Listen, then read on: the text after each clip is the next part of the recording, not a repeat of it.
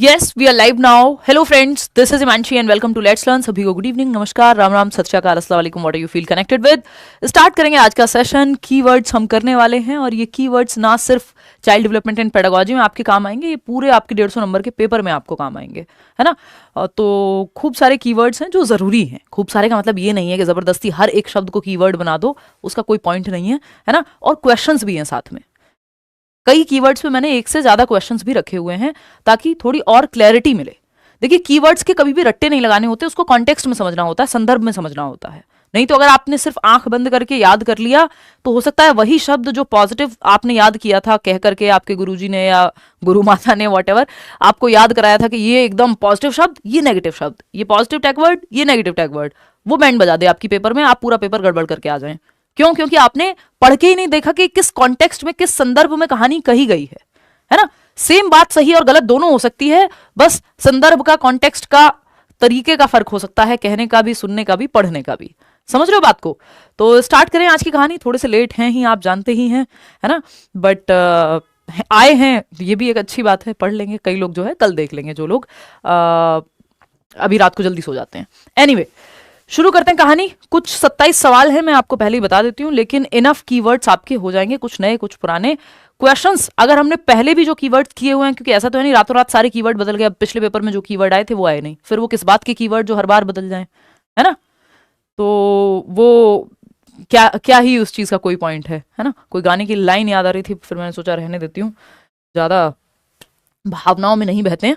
तो हम इनको पॉजिटिव और नेगेटिव के कैटेगरी में रखते हैं कि कुछ कीवर्ड्स हैं जो पॉजिटिव मानते हैं हम, कुछ को नेगेटिव मानते हैं।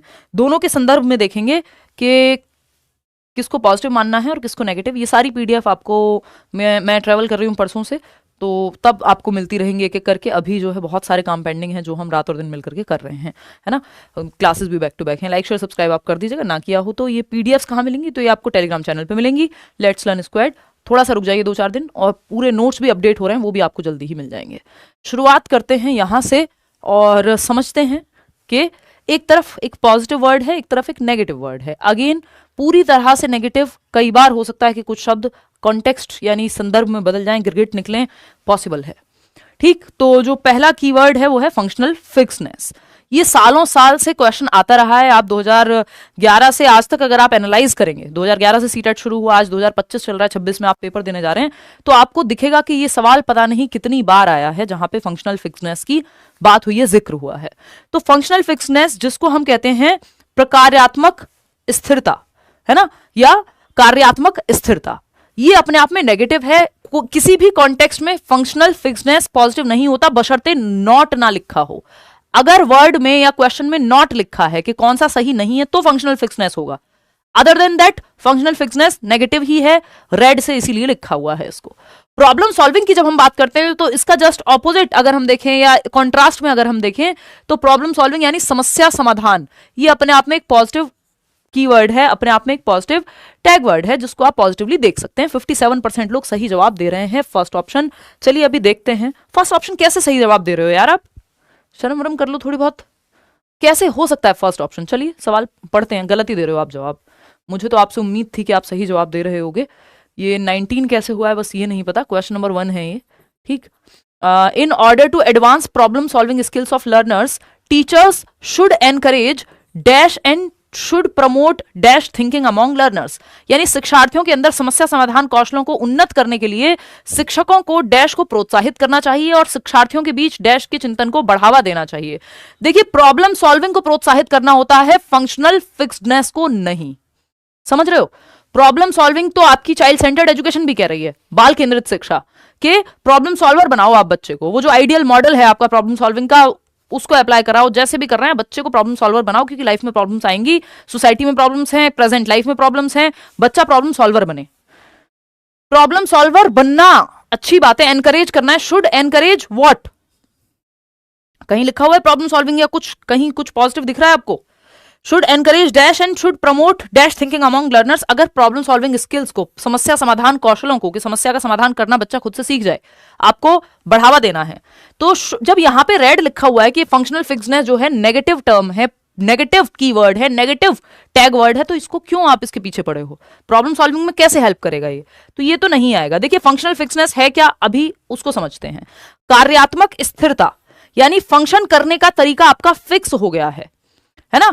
आप बढ़ती उम्र में लोगों को स्पेशली देखते हैं, उनके तरीके सेट हो जाते हैं। उनको लगता है जो तरीका आज से 15 साल पहले काम कर रहा था वही तरीका काम करेगा पेरेंटिंग का भी आज, जबकि जमाना बदल गया, दुनिया बदल गई, बच्चे बदल गए, है ना। आप माँ बाप फिर भी वही कह रहे हैं, नहीं नहीं बेटा, बच्चा जो शादी के लिए लड़का तो जो है या लड़की तो जो है क्या है, अपनी जाति, अपना धर्म, अपने कास्ट उसमें भी देख लेना, ये चीजें और देख लेना, सरकारी नौकरी वाला चाहिए, फलाना ढिमका, वो एक ही ढर्रे पे हैं। फिर जैसे जैसे आप देखते हैं कि बच्चा तो जो है शादी करने को तैयार नहीं है, फिर एक स्थिति ये आ जाती है, वो कहते हैं बेटा इंटरकास्ट ही देख लो, है ना, बेटा ये भी देख लो, बेटा वो भी कर लो, अच्छा ये वाली नहीं, ये वाली जाति चल जाएगी। तो देख रहे हो फंक्शनल फिक्सनेस क्या थी, मजाक में जवाब वो दे रही हूं एग्जांपल। फंक्शनल फिक्सनेस कहां थी कि एक ही तरीका है, बस एक ही तरीके पे अटके थे कि किसी प्रॉब्लम को सॉल्व करने का एक ही तरीका है। बाद में आप देखते हैं बदल जाते हैं, वो मल्टीपल तरीके हैं भाई। तो फंक्शनल फिक्सनेस है कि कुछ भी समस्या है बस फोन की वजह से हो रही है ना, एक ही तरीके से किसी प्रॉब्लम को सॉल्व करेंगे। हमेशा क्या एक ही तरीका काम करेगा सारी प्रॉब्लम को सॉल्व करने पे? कि आज से 50 साल पहले जो तरीका काम कर रहा था वही तरीका काम करेगा? आज से 50 साल पहले जिस करियर की हम बात कर रहे हैं वो करियर एग्जिस्ट भी नहीं करता था। अगर मैं और आप ऐसे कनेक्ट होकर के यूट्यूब पर पढ़ाई हो सकती है, कहां, कौन सा यूट्यूब 50 साल पहले और कौन सा ये वाला करियर, है ना, कौन यूट्यूबर, है ना, या कौन यूट्यूब एजुकेटर। तो अगर सेम तरीके पे चलते रहेंगे, नहीं नहीं पढ़ाई तो सिर्फ ऑफलाइन ही होगी, तो ये फंक्शनल फिक्सनेस है, ये समस्या के समाधान में बाधा बनेगी कि कोई भी प्रॉब्लम आपके सामने है और आप एक ही तरीके से सॉल्व करना चाहते हैं। प्रॉब्लम सॉल्विंग में फ्लेक्सिबिलिटी होनी चाहिए, मल्टीपल तरीके आप अपनाएं, तो ये तो नेगेटिव हो जाएगा। प्रॉब्लम सॉल्विंग इससे तो नहीं होने वाली। डाइवर्जेंट थिंकिंग पॉजिटिव है कि कई दिशाओं में सोचना, लेकिन क्योंकि एक ऑप्शन नेगेटिव है तो कैसे प्रॉब्लम सॉल्विंग में बाधा बनेगा? ये तो फंक्शनल फिक्सनेस नहीं प्रमोट कर सकते। फंक्शनल फिक्सनेस एनकरेज फंक्शनल फिक्सडनेस, कार्यात्मक स्थिरता को एनकरेज नहीं कर सकते, डिस्करेज करना है, क्योंकि इस पे बच्चा अटक जाएगा। ये रिजिडिटी है एक तरह की, है ना, कि आप मल्टीपल तरीके देख ही नहीं रहे हो, तो ये तो पॉसिबिलिटी नहीं है। डाइवर्जेंट थिंकिंग पॉजिटिव है, लेकिन आपको दोनों पॉजिटिव चाहिए भाई। डाइवर्जेंट थिंकिंग तो चलो दिशाओं में सोचना यहां सही था, तो ये तो नहीं हो सकता। अगर एक भी नेगेटिव है तो दोनों ऑप्शन हमें पॉजिटिव चाहिए थे, है ना। तो आप इसके साथ नहीं जा सकते फर्स्ट ऑप्शन के साथ, ये जो कूद कूद के आप जवाब देने में लगे हुए हैं फर्स्ट ऑप्शन का। सेकंड है मीन्स एंड एनालिसिस। देखिए प्रॉब्लम सॉल्विंग में मीन्स एंड एनालिसिस पॉजिटिव बात होती है, जैसे डाइवर्जेंट थिंकिंग पॉजिटिव होती है कि दिशाओं में सोचना, अपसारी चिंतन। तो ये अपसारी चिंतन पॉजिटिव है, साधन अंत विश्लेषण पॉजिटिव है, लेकिन ये अभिसारी चिंतन प्रॉब्लम सॉल्विंग के लिए बाधा बनता है। कार्यात्मक स्थिरता बाधा बनती है।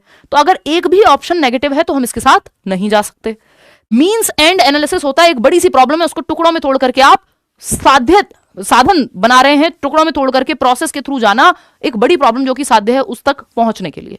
भाई आपको पेपर क्लियर करना है, तो आप देख रहे हैं कि 15 नंबर में 5 नंबर में इंक्लूसिव एजुकेशन कर लूंगी, 10 नंबर में ये कर लूंगी, ये चीज यहां से पढ़ लूंगी, तो आप पार्ट्स में तोड़ रहे हैं एक बड़ी प्रॉब्लम को कि पेपर क्लियर हो जाए, जो कि अच्छी बात है। Means and analysis problem solving में हेल्प करता है। वर्बलाइजेशन, क्योंकि कन्वर्जेंट थिंकिंग हेल्प नहीं करती, यानी सिकुड़ते हुए दायरों में सोचना, दिशाओं में सोचेंगे तो अच्छा होगा। Verbalization is good, verbalization is a positive thing, कि आप वर्बलाइज कर रहे हैं, मौखिकीकरण, अपनी प्रॉब्लम को और डिटेल में समझ रहे हैं। जब आप खुद से बात करते हैं, प्रॉब्लम को समझते हैं, खुद से बोल बोल के कई बार आप चीजें खुद को ही समझा रहे होते हैं, तो आपकी प्रॉब्लम सॉल्व होने में हेल्प होती है। ये बात एकदम सही है। आप जैसे प्राइवेट स्पीच भी क्या है, डायरेक्शन देती है व्यक्ति को, तो मौखिकीकरण वैसा ही है। सदृश्यात्मक यानी एनालॉजिकल थिंकिंग, ये भी एकदम पॉजिटिव चीज है। तो ये दोनों ही पॉजिटिव हमें नजर आ रहे हैं कि प्रॉब्लम सॉल्विंग में एनालॉजिकल थिंकिंग और वर्बलाइजेशन हेल्प करेंगे, है ना। कितने लोग हैं जो थर्ड ऑप्शन दे रहे हैं, देखना राहुल, 25% मात्र। बताओ, ये इतना प्यारा सा क्वेश्चन है, जमानों से analogical thinking, means and analysis, problem solving, functional fixedness, divergent thinking, convergent thinking, जमानों से आते रहे हैं जब से सीटेट एग्जिस्ट करता है, और इसमें आप गलती कर रहे हैं क्योंकि 2 फिल इन द ब्लैंक दे दिया आपको, आप घबरा गए। आपने घबराना नहीं है पेपर में। बिलीफ परसेवरेंस, यानी एक ही विश्वास पकड़ लिया, नहीं नहीं मुझे तो इसी तरीके से चलना है ना भाई, ये नहीं, ये तो सब कुछ, ये नहीं तो कोई नहीं। जीवन में बना लो, किसी भी व्यक्ति को बना लो, फिर तो आपने जी लिया जीवन, है ना। तो एक ही तरीके पे अटक नहीं जाना है कि बस यही है, उससे प्रॉब्लम सॉल्व नहीं होगी, वो प्रॉब्लम सॉल्विंग का बहुत अच्छा तरीका नहीं है। फिर आता है रेसिप्रोकल थिंकिंग अमंग लर्नर्स। चलो इसमें फिर भी चल जाएगा कि परस्पर वो बातचीत कर रहे हैं, तो इसको हम फिर भी कह देंगे, इसके साथ चले जाएंगे। लेकिन ये बिलीफ परसेवरेंस एक तरह से इसी का पार्ट है फंक्शनल फिक्सनेस का, कि आप एक ही तरीके पर अटक गए हैं, दुनिया यहीं खत्म होती है, यहीं शुरू होती है, तो फिर आप जीवन भर दुखी रहेंगे, है ना। समझ रहे हो? तो इसमें कहां समस्या आ रही है मुझे ये बताओ, क्लियर है ये? क्लियर है, कोई बात नहीं। देखो, तो हमें फंक्शनल फिक्सनेस के साथ नहीं जाना, ये अपने आप में नेगेटिव टर्म है जब तक नॉट ना लिखा हो। प्रॉब्लम सॉल्विंग की तरफ जाना है, प्रॉब्लम सॉल्व करनी है, जिसमें means and analysis is a good thing. Functional fixedness के साथ आप मीन्स एंड एनालिसिस अच्छा है, डाइवर्जेंट थिंकिंग अच्छा है, एनालॉजिकल थिंकिंग। एनालॉजी क्या होती है? वर्बलाइजेशन तो हमने आपको बता दिया कि भाई आप वर्बलाइज करके समझ रहे हैं उस समस्या को, मौखिकीकरण करके, खुद से बोल करके, लिख करके, जैसे भी एक्सप्लेन करके अपने आप को। मौखिकीकरण में क्या होता है? वर्बलाइज कर रहे हैं, आप समझ रहे हैं, वर्बली समझने की कोशिश कर रहे हैं, खुद से बात कर रहे हैं मे बी, है ना। There are multiple ways of verbalization also. Analogical thinking है, समानता ढूंढ रहे हैं कि कभी आपने इस तरह की कोई समस्या सॉल्व की थी, उसमें आपने ये कॉमन चीजें लगाई थी और वो कॉमन चीजें उठा करके आप नई सिचुएशन में लगा रहे हैं।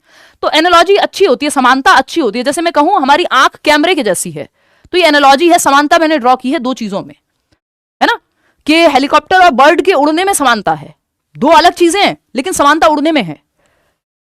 तो ये जो एनालॉजिकल थिंकिंग है ये हेल्प करती है, समानता, कुछ चीजों की समानता आपको ढूंढनी होती है जो प्रीवियसली आपके लिए काम की गई हूं, काम करी हूं किसी भी चीज में, समझ रहे हो। तो ये फंक्शनल फिक्सनेस एकदम नेगेटिव टर्म है। कन्वर्जेंट थिंकिंग भी कोई हेल्प नहीं करती आपकी प्रॉब्लम सॉल्विंग में। Problem solving is good, problem solving को बढ़ावा देना है आपको। आपका मीन्स एंड एनालिसिस पॉजिटिव है, यानी पार्ट्स में तोड़ के समस्या का समाधान ढूंढना, वर्बलाइजेशन, एनालॉजिकल थिंकिंग, ये सब पॉजिटिव है।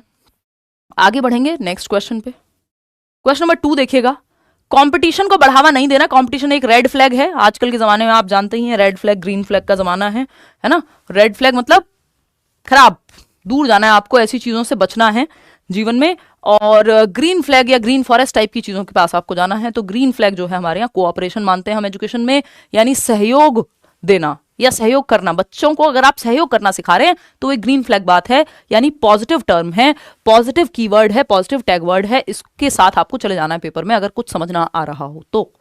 कोऑपरेट करना कभी भी नेगेटिव नहीं होगा, प्रॉब्लम सॉल्वर बनाना बच्चे को नेगेटिव नहीं होगा, लेकिन कॉम्पीट कराना बच्चे को, कॉम्पिटिशन को बढ़ावा देना, आपका फंक्शनल फिक्सनेस को बढ़ावा देना, ये सब नेगेटिव बातें हैं।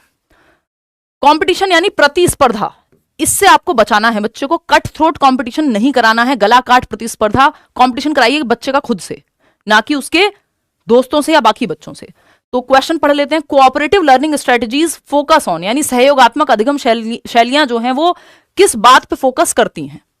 सहयोगात्मक मतलब जहां बच्चे ग्रुप में एक दूसरे का सहयोग करके सीख रहे हो। पहला ऑप्शन है students competing with each other. हमने तो देख लिया ऊपर पहले ही कि कंपटीशन क्या है। कंपटीशन जो है एकदम नेगेटिव टर्म है, विद्यार्थियों को आपस में प्रतिस्पर्धा कराना कोई बहुत अच्छी बात नहीं है। अब कई लोग कहेंगे कंपटीशन तो हमें बेटर बनाता है, कंपटीशन से तो हम अच्छे बन जाते हैं, फलाना ढिमका ये वो। देखिए कुछ लोगों के लिए ये बहुत अच्छा कारगर हो सकता है, लेकिन अंत में कंपटीशन का ऐसा कोई बाद में लड्डू नहीं मिलते। लॉन्ग रन में बच्चे के अंदर जो नेचुरल टैलेंट है वो दब जाता है कई बार। तो कुछ लोगों के लिए अच्छा हो सकता है, या हेल्दी कंपटीशन को आप थोड़ा बहुत प्रमोट कर सकते हो, बट पेडागोजिकली हम इसको बहुत पॉजिटिव नहीं मानते हैं, नेगेटिव ही मानते हैं हम कंपटीशन को। ठीक, तो students helping one another to learn, ये बात सही है। कोऑपरेशन, सहयोग, कोलैबोरेशन, कोऑपरेशन, ये शब्द जो है आपके लिए अच्छे हैं कि बच्चे सहयोग, प्रोजेक्ट वर्क कर रहे हैं ग्रुप में, किसी प्रॉब्लम को सॉल्व कर रहे हैं, तो अच्छा है। साइंटिस्ट मिलकर जो है मिशन ग्रुप में करते हैं, है ना। स्पाई वो लोग भी ग्रुप में काम करते हैं, अभी मूवी आई है धुरंधर। ठीक, students maintaining silence in the class, यानी बच्चे जो है साइलेंस बना करके रखे हों। अगर क्लास में सिर्फ शांति है, किसी भी वजह से कोई बहुत अच्छी क्लास नहीं है, क्लास में थोड़ी चहल पहल होनी चाहिए, बातचीत होनी चाहिए। फिर आता है students listening to teacher patiently, यानी टीचर को बस बात सुन रहे हैं। यहां पे बात क्या थी आपको समझ आई गई कि हम कंपटीशन को नहीं कोऑपरेशन को बढ़ावा दें, तो कोई भी और ऑप्शन यहां जमता ही नहीं है।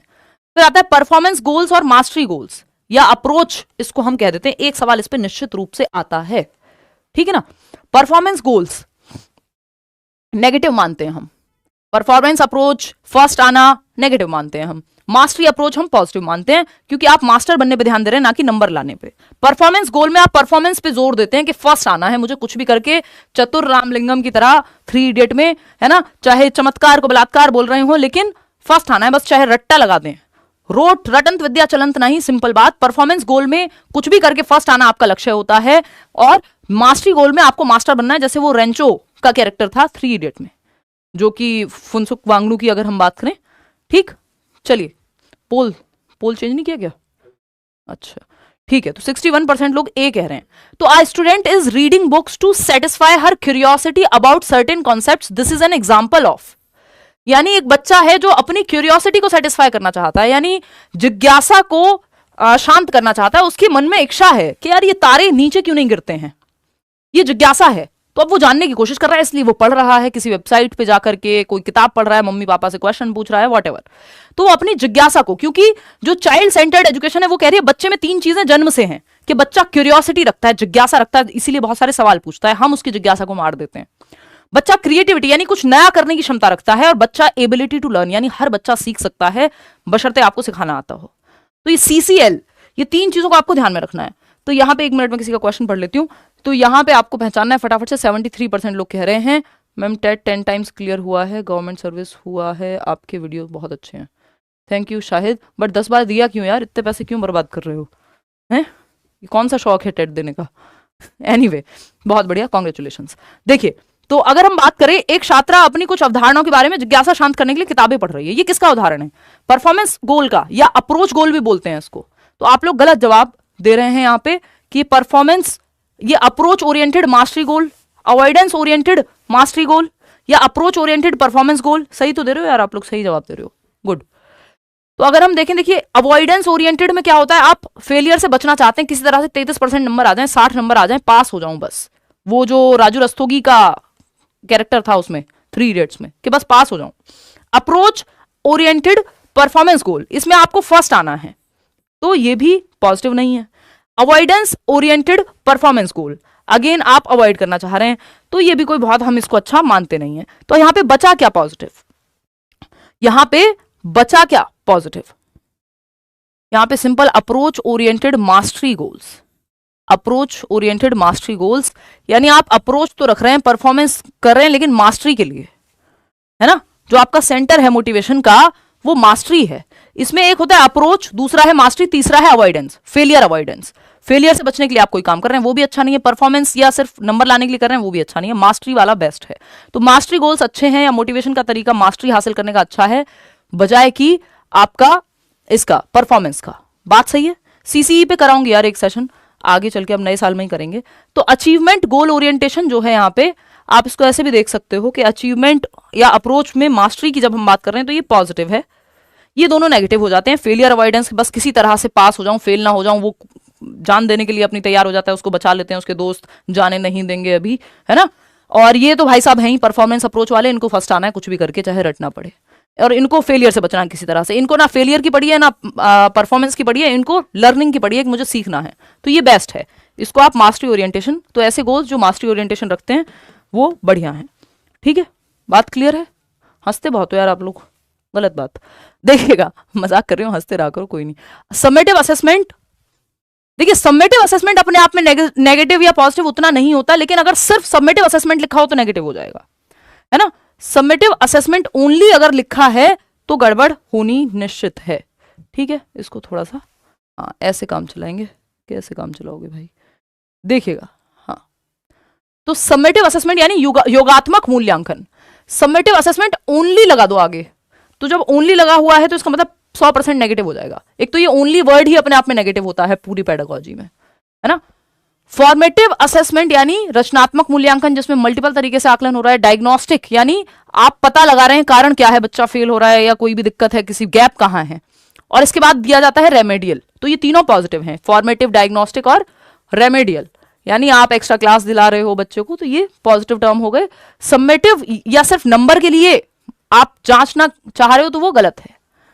ठीक है ना? मुझे भी पहले वाले में ना थोड़ा ऑप्शन चेक करने हैं कि उसमें शायद टाइपिंग की कोई मिस्टेक है, बट वो आंसर वो ठीक ही है, आएंगे खैर उस पे। Which of the following are mainly used in the assessment for certification, यानी प्रमाणन के मूल्यांकन में मुख्य रूप से निम्नलिखित में से किसका उपयोग किया जाता है। यानी आपको असेसमेंट करना है किसके लिए, सर्टिफिकेशन के लिए, सर्टिफिकेट मिलेगा, पास हुए कि फेल हुए, ड्राइविंग लाइसेंस दें कि नहीं दें, सर्टिफिकेट मिलेगा, तो उसके लिए आपको समेटिव असेसमेंट करना होता है। अदर देन दैट आप फॉर्मेटिव असेसमेंट का प्रयोग करते हैं। तो समेटिव असेसमेंट पूरी तरह से नेगेटिव नहीं है, लेकिन सिर्फ समेटिव असेसमेंट कर रहे हैं तो नेगेटिव है ना? क्योंकि फॉर्मेटिव, डायग्नोस्टिक, रेमेडियल ये ज्यादा बेहतर है, इसमें फीडबैक ज्यादा मिलता है, ये जजमेंट के लिए जनरली हम यूज करते हैं। तो टर्म एंड एग्जामिनेशन सर्टिफिकेट के लिए ही होते हैं, बिल्कुल सही बात है। समेटिव एग्जामिनेशन सर्टिफिकेट के लिए ही होते हैं। Formal and informal observation in class, क्या आप बच्चे को फॉर्मली ऑब्जर्व कर रहे हैं, कोई एक्टिविटी दी आपने और आप उसको ऑब्जर्व कर रहे हैं, ये फॉर्मल ऑब्जर्वेशन है कि उसको पता है कि ये साइंस एक्सपेरिमेंट करते हुए टीचर मुझे देखेगा और उस हिसाब से नंबर मिलेंगे। इनफॉर्मल है, बच्चा स्कूल के मैदान में खेल रहा है, आप बस ऑब्जर्व कर रहे हैं, तो ये फॉर्मेटिव का पार्ट है।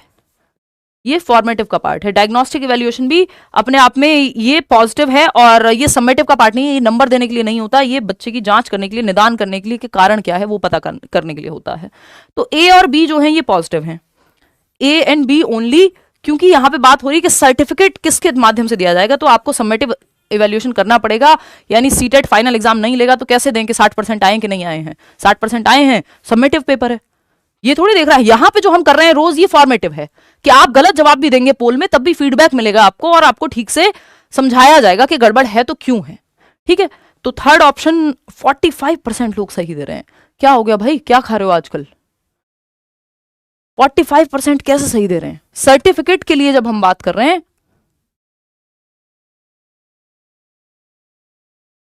चलिए जब हम सर्टिफिकेट की बात कर रहे हैं, which of the following are mainly used in the assessment for certification, तो मेनली हम term end examination, yearly, half yearly और समेटिव एग्जामिनेशन को हम यूज करते हैं किसके लिए?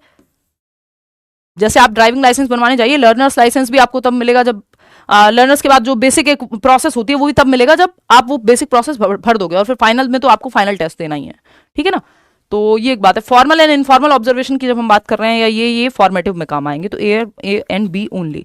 तो सिर्फ देखिए समेटिव, मैं इससे क्या बताना चाहती हूँ कि समेटिव पूरी तरह से गलत नहीं है, लेकिन सिर्फ समेटिव असेसमेंट अगर हो रहा हो तो गलत है। फॉर्मेटिव, डायग्नोस्टिक, रेमेडियल ज्यादा बेहतर है। सर्टिफिकेट चाहिए हो तो समेटिव बेटर है। तो ये अपने आप में नेगेटिव नहीं है, इस बात को ध्यान रखिएगा। सिर्फ समेटिव ही कर रहे हैं तो नेगेटिव है, क्योंकि इसका पर्पज है। अब आते हैं, ये अपने आप में बहुत ही महत्वपूर्ण कॉन्सेप्ट हो जाता है, रॉन्ग कॉन्सेप्शंस या ऑल्टरनेटिव कॉन्सेप्शंस का। इस पे हम 2 सवाल करेंगे क्योंकि उससे क्लैरिटी आएगी। रॉन्ग कॉन्सेप्शंस यानी गलत अवधारणाएं। तो गलत अवधारणाएं अगर लिखा हुआ है, ये टर्म गलत है अपने आप में, ये नेगेटिव वर्ड है, ये नेगेटिव कीवर्ड है। रॉन्ग कॉन्सेप्शन नहीं कहते हम बच्चे की गलत अवधारणाओं को, जो शायद साइंटिफिकली सही ना हो, उनको हम रॉन्ग ना कह करके ऑल्टरनेटिव कॉन्सेप्शन कहते हैं, या फिर और क्या कहते हैं हम, नाइव कॉन्सेप्शंस कहते हैं, या मिसकॉन्सेप्शन कहते हैं। यहां पे आप ये देख पा रहे हो कि हम रॉन्ग कॉन्सेप्शन नहीं कहते। गलत कॉन्सेप्शन का मतलब क्या? कॉन्सेप्ट। रॉन्ग का मतलब गलत, तो गलत कॉन्सेप्ट हम नहीं कहते। ये लेबलिंग हो जाएगा, बच्चे पे लेबल लगाना हो जाएगा, ठप्पा लगाना हो जाएगा, और लेबलिंग आपको नहीं करनी है, लेबल नहीं करना बच्चे को। ये तो सिंपल है। एक और कीवर्ड आपको एक्स्ट्रा में बता दिया है। ऑल्टरनेटिव कॉन्सेप्शन एक अच्छी बात है, इसको वैकल्पिक अवधारणा बोलते हैं, कि सोचने का तरीका है वैकल्पिक। आप ऐसे सोचते हैं, बच्चा वैकल्पिक रूप से ऐसे सोचता है। मिसकॉन्सेप्शन भी बोल सकते हैं इसको, और नाइव कॉन्सेप्शंस भी बोल सकते हैं, कि बच्चे की सहज अवधारणाएं हैं जो उसने अपने अनुभव के आधार पर बना ली हैं। जरूरी नहीं उसमें लॉजिक हो या वो साइंटिफिक हो। जैसे बच्चे का ये कहना कि मैंने तो हरे रंग का भी पानी देखा है, इसका मतलब बच्चे ने अपने अनुभव के आधार पर एक ऑल्टरनेटिव कॉन्सेप्शन, एक मिसकॉन्सेप्शन, एक नाइव कॉन्सेप्शन बनाया है। बेशक साइंटिफिकली ये बात ट्रू ना हो, लॉजिकली ट्रू ना हो कि वाटर तो कलरलेस होता है, तो ये डिस्कशन के थ्रू जब क्लास में चैलेंज किया जाएगा या चर्चा होगी इस पे, तो ये ठीक हो जाएंगे। इनको हम रॉन्ग नहीं कहते, रॉन्ग कहना नेगेटिव हो जाएगा, ये पॉजिटिव वर्ड है ना, क्योंकि यहां पे हम पॉजिटिव नजरिए से देख रहे हैं। चलिए खैर, एक सवाल और सॉल्व कर लेते हैं तो आपको इस चीज की क्लैरिटी थोड़ी ज्यादा आ जाएगी। ठीक है ना, तो अगर आप देखेंगे, गर्मी लग गई है मुझे, children often come up with their own explanations of events around them. बच्चे अपनी एक एक्सप्लेनेशन लेकर के आते हैं इवेंट्स की। On being probed as to why does it rain, Siya says god was tired of carrying the buckets of water on his shoulders, such explanations. अभी इस बार का ही क्वेश्चन है कि बच्चे अक्सर अपने आसपास की घटनाओं की अपनी व्याख्या लेके आते हैं, अपनी समझ, अपनी सहज समझ, अपना ऑल्टरनेटिव कॉन्सेप्शन। बारिश क्यों होती है यह पूछे जाने पर सिया एक बच्ची है जो कहती है भगवान अपने कंधों पर पानी की बाल्टियां ढो ढो करके थक गए होंगे और उनको लगा यार ये छोड़ो, तो उन्होंने बाल्टियां छोड़ी और पानी जो है नीचे आया और बारिश हो गई। अब ये कोई साइंटिफिक एक्सप्लेनेशन तो नहीं है, बारिश ऐसे थोड़ी होती है ना। आप बेहद धार्मिक व्यक्ति हैं तो हो सकता है आप मान भी लें ये चीज, लेकिन आपको भी पता है कि साइंटिफिकली ये ट्रू नहीं है। ठीक है ना, तो अगर हम देखें तो ये यहां पे हमें समझना होगा कि बच्ची ने अपना नाइव कॉन्सेप्शन, अपने अनुभव के आधार पर ये बात कही है, जिसको आप रॉन्ग ना कह करके क्या कहते हैं, ऑल्टरनेटिव कॉन्सेप्शन कहते हैं। तो पहला ऑप्शन है depict that children have an egocentric view and can not consider others view point. ये फालतू बात होगी कि ये चित्रित करते कि बच्चे तो दूसरों की ओर देखते ही नहीं है और वो दूसरों के दृष्टिकोण पर विचार नहीं करते, वो तो अपने ही आपको सेंटर में रखते हैं। यहां पे उसने इमेजिनेशन लगाई है, खुद को सेंटर में नहीं रखा है। ठीक है, और ये प्याजे के कॉन्टेक्स्ट में नहीं पूछा है कि आप ये जवाब दे दें। Illustrate that children are not capable of any reasoning, ऐसा तो नहीं है, बच्चे ने रीजन तो दिया है। अब ये प्री ऑपरेशनल स्टेज का बच्चा हो सकता है क्योंकि रीजन उसका लॉजिकल नहीं है, अपने अनुभव के आधार पे, लेकिन रीजनिंग तो उसने दी है, ट्रांसडक्टिव रीजनिंग कह देते हैं इसको। Prove that children's thinking is much lesser than adults quantitatively, यानी बच्चे तो कम सोच पाते हैं बड़ों से, सोच तो वो भी रही है भाई, आप भी सोचते हैं, आप अपने टूटे हुए दिल के बारे में सोचते हैं, बच्चा अपने टूटे हुए पेन के बारे में सोच रहा है, सिंपल बात, बट सोचते हैं। और क्वालिटेटिवली अलग होती है बच्चे की जो चिंतन है, गुणात्मक रूप से, ना कि क्वांटिटेटिवली, मात्रात्मक सेम है। कि पियाजे भी कहते हैं कि amount is same, kind is different, यानी मात्रा सेम है, प्रकार अलग है सोचने का बच्चे का। तो ऑप्शन ही एक बचता है। Indicate that children have naive understanding rooted in their cultural context with which they try to understand events, यानी उनकी संस्कृति में जो कहानियां उन्होंने सुनी हैं उसके आधार पे वो अपने अनुभव जुटा करके और जवाब देते हैं, जो कि सही है। तो इसको रॉन्ग कॉन्सेप्शन नहीं कहेंगे, ऑल्टरनेटिव या नाइव कॉन्सेप्शन या मिसकॉन्सेप्शन कहेंगे। तो fourth option is the right answer over here. Clear है बात, कोई दिक्कत परेशानी? 71% लोग सही जवाब दे रहे हैं। एक सवाल और अगर हम करें कि मिसकॉन्सेप्शन को अगर आप कैसे देखेंगे, तो एक क्वेश्चन और कर लीजिए, है ना, और आप जवाब दीजिए। इतने में ये जैकेट निकाल के रख देती हूँ क्योंकि ये जो है गर्मी मुझे लग रही है अभी।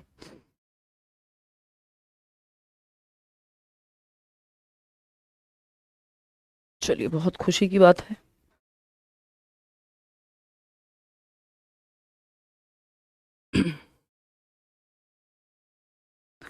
बहुत बढ़िया। स्टूडियो में लाइट्स बहुत ज़्यादा होती हैं, इसलिए जो है हीट बन जाती है, और एसी आजकल हम चलाते नहीं हैं क्योंकि आपको पता ही है दिसंबर चल रहा है, तो एसी चलाने में फिर से कोल्ड हो जाएगा। एनीवे, चलिए आते हैं, कहानी समझते हैं। बी ऑप्शन आप लोग कह रहे हैं, देख लेते हैं।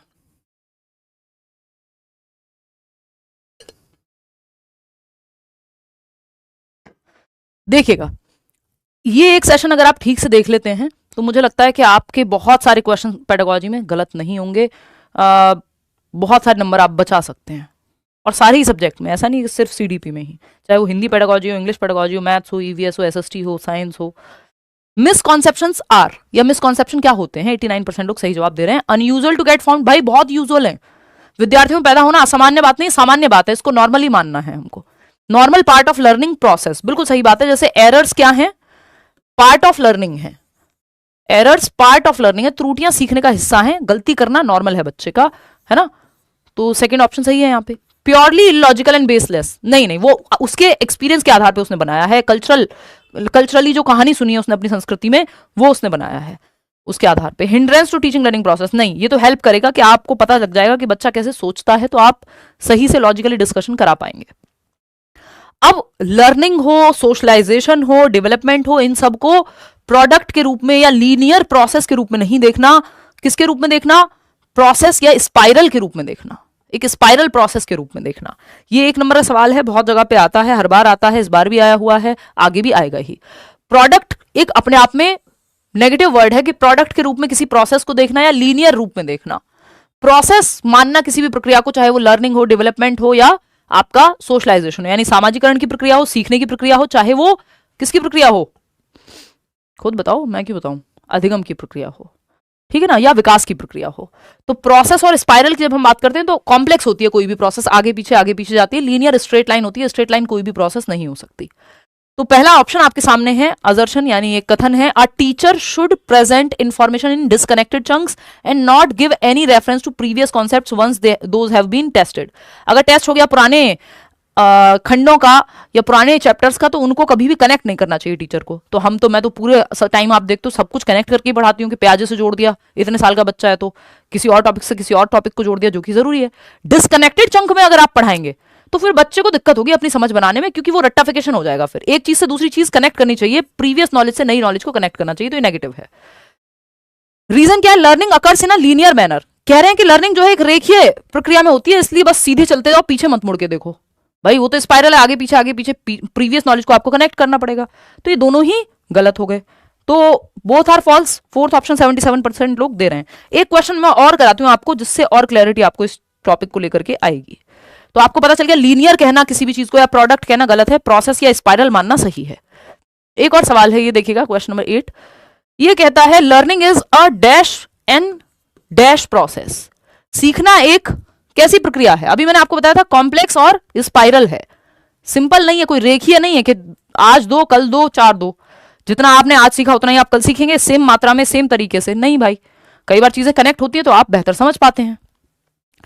तो अगर हम यहां देखें तो learning is a dash process, simple process है नहीं, लर्निंग कॉम्प्लेक्स प्रोसेस है, इंडिविजुअल प्रोसेस है नहीं, सोशल प्रोसेस है, ग्रुप में अच्छा सीखते हैं हम, कॉम्प्लेक्स प्रोसेस है बट पैसिव नहीं है, बच्चा पैसिव हो ही नहीं सकता, ये पैसिव से बड़ा नेगेटिव वर्ड कोई दुनिया में है ही नहीं कि बच्चे को आपको एक्टिव रखना है, निष्क्रिय नहीं सक्रिय रखना है, तो ये तो गलत, ये भी गलत, क्योंकि इंडिविजुअल नहीं सोशल होगी।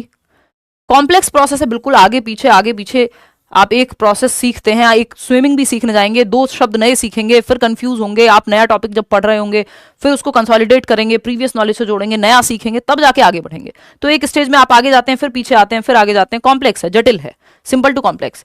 एक्टिव है, और बच्चा लर्निंग में एक्टिव होना जरूरी है बच्चे का, सिंपल या लीनियर नहीं हो सकती, लीनियर अपने आप में नेगेटिव है, जो स्पाइरल प्रोसेस है, एक्टिव प्रोसेस है, वो अपने आप में सही है। तो third option is the right answer.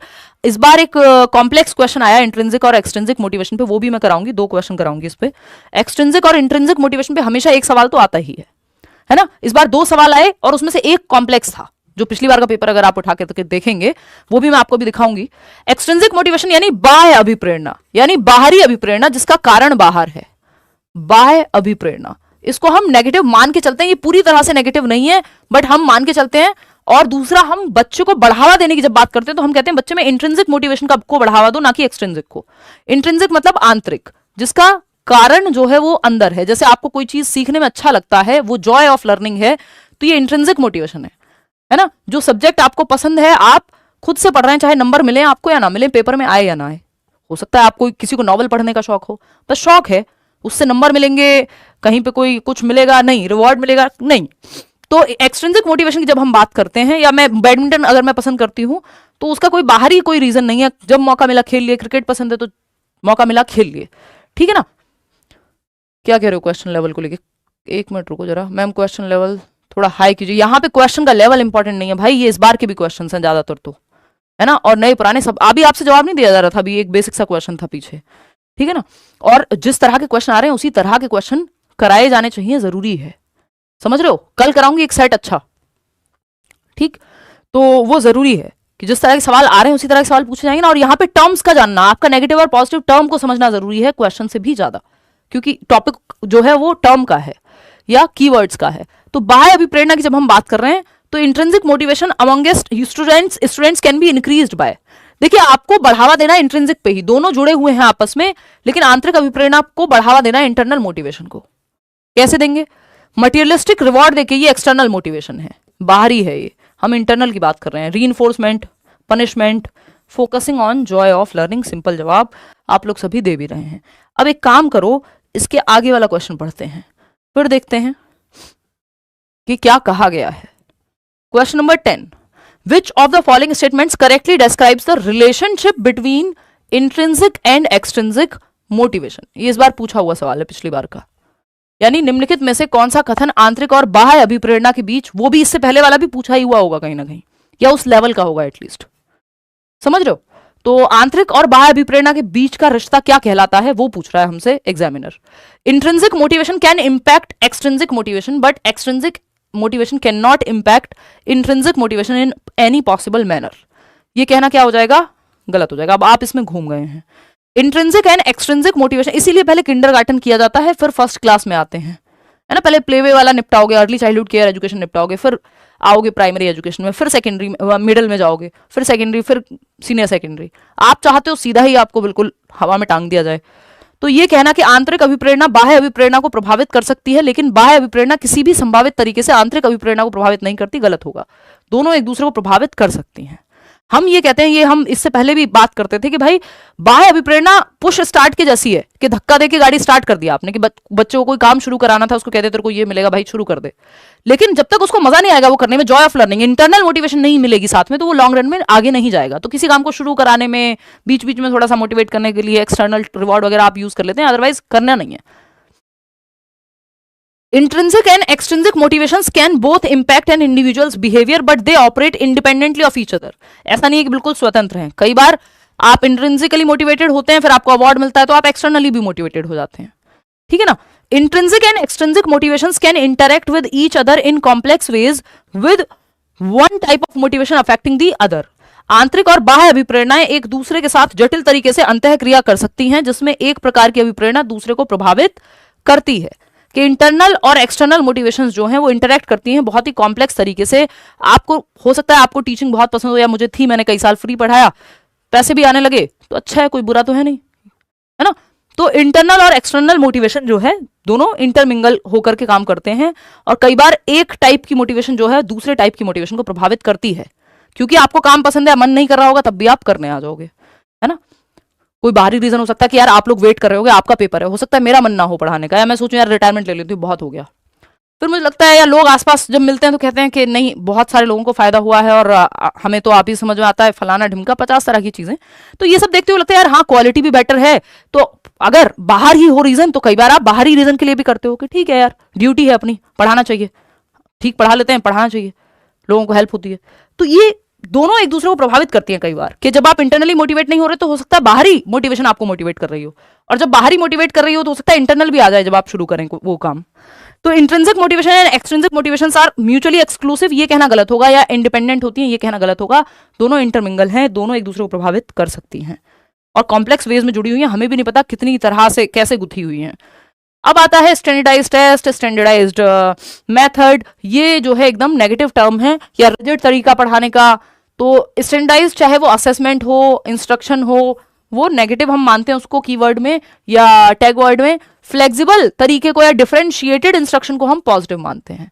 Differentiated में मल्टीपल इंडिविजुअलाइज्ड लर्निंग होती है, यानी आप कई तरीके से बच्चे की नीड के हिसाब से, इंडिविजुअल डिफरेंसेस के हिसाब से पढ़ा सकते हैं, तो वो पॉजिटिव है।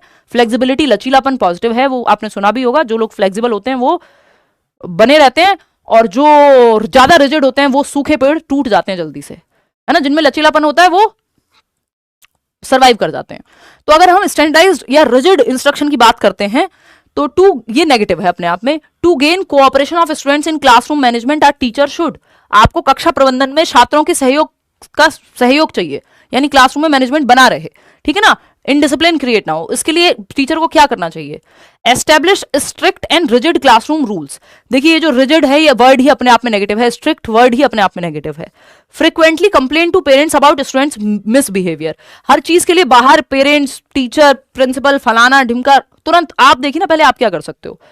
रेप्रीमेंड the students for not following the rules. ये रेप्रीमेंड भी अपने आप में नेगेटिव ही वर्ड है, पनिशमेंट के बराबर है कि फटकार लगा दो बच्चों में।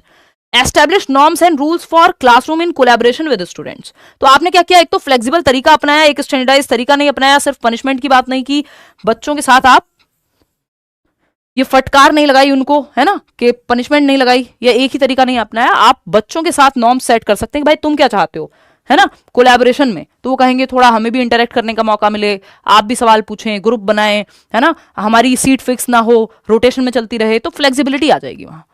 ठीक, तो इतनी एक बात है ये कि आपको ना तो इंस्ट्रक्शन में और ना ही आपको, देखिए यूनिफॉर्म सिर्फ कपड़ों में अच्छी लगती है कि आपने रोज एक लेट्स लर्न की टी शर्ट पहन के आ गई, मैं चल जाएगा। स्कूल में सब यूनिफॉर्म पहन के आते हैं, अमीर बच्चा गरीब बच्चा सब एक जैसे दिखेंगे, चल जाएगा, समय भी बचेगा। लेकिन पढ़ाने के तरीके में यूनिफॉर्मिटी या स्टैंडर्डाइजेशन का मतलब ये एक ही तरीका सबके लिए। तो ना तो ये टेस्ट करने का तरीका बहुत अच्छा है, स्टैंडर्डाइजेशन या रिजिड हो जाएगा ना, ये सबके लिए एक जैसा हो जाएगा। फ्लेक्सिबिलिटी चाहिए, डिफरेंशिएटेड इंस्ट्रक्शन चाहिए, वेरिंग लेवल ऑफ डिफिकल्टी। आसान जिसको बच्चे को धीमे समझ में आता है उसको भी समझ में आ जाए, तेज को भी, मॉडरेट को भी। तो डिफरेंशिएटेड या इंडिविजुअल डिफरेंसेस का भी आप ध्यान रख पाए, फ्लेक्सिबिलिटी में हो पाता है, स्टैंडर्डाइज टेस्ट में या स्टैंडर्डाइज असेसमेंट में नहीं हो पाता है, इसलिए इसको नेगेटिव मानते हैं। कन्वर्जेंट थिंकिंग से आप कन्वर्जेंट थिंकिंग को आप अवॉइड करें। हालांकि कन्वर्जेंट थिंकिंग को आप ये नहीं कह सकते कि एकदम खत्म चीज है, इसका अपना एक पर्पस है। जैसे आप ये क्वेश्चन सॉल्व करेंगे तो आपको कन्वर्जेंट थिंकिंग लगानी पड़ेगी, क्योंकि कन्वर्जेंट थिंकिंग का जो संबंध है वो इंटेलिजेंस से है। लेकिन हम अपने एजुकेशनल सिस्टम में ये बात को प्रमोट करते हैं कि बच्चे में डाइवर्जेंट थिंकिंग बढ़े, उससे क्रिएटिविटी आएगी, बच्चा दिशाओं में सोच पाएगा।